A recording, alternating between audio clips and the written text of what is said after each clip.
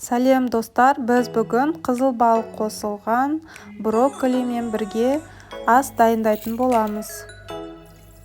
Енді ыдысымызға су құйып, оған тұз салып қайнатамыз. Оған брокколиді майдалап, турап, қайнағаннан кейін салатын боламыз.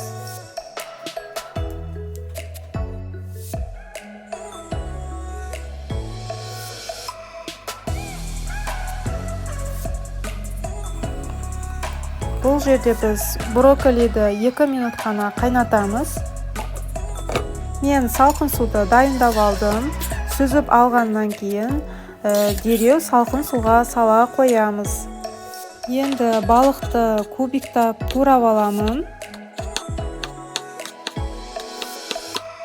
Менде сары май қайнатылған. Сіздерде қандай май, соны қолдансаңыздар болады.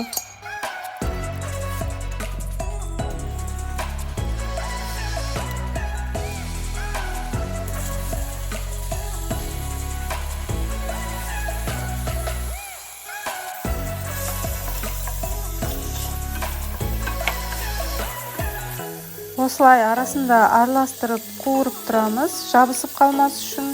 Енді пиязымызды салып кішкене қуырамыз, тұзымызды саламыз.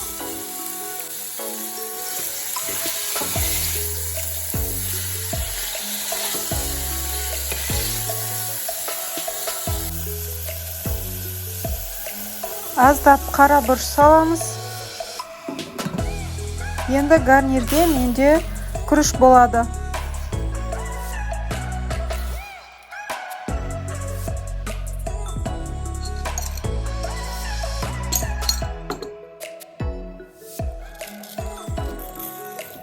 Кішкене май салып, күрішімізді араластырып, кішкене қуырып аламыз. Сонда біздің күрішіміз бір-біріне жабыспай, жақсы піседі.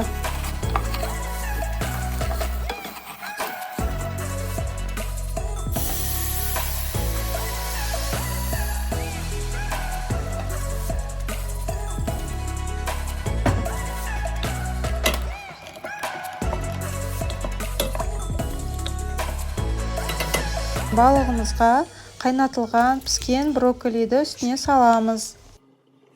Мен бұл жерде 2 қасық қаймақ қолдандым, 15%.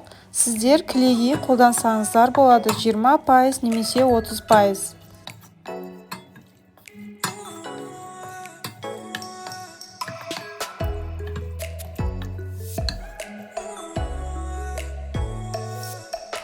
Енді салат жапырағымызды саламыз, оның үстіне күрішті саламыз.